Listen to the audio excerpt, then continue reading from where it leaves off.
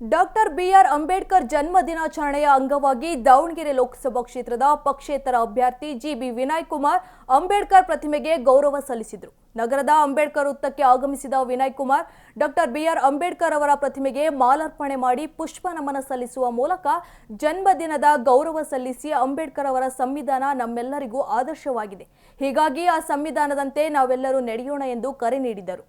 ಈ ಸಂದರ್ಭದಲ್ಲಿ ಮುಖಂಡರು, ವಿನಯ್ ಕುಮಾರ್ ಅಭಿಮಾನಿಗಳು ಹಾಜರಿದ್ದರು.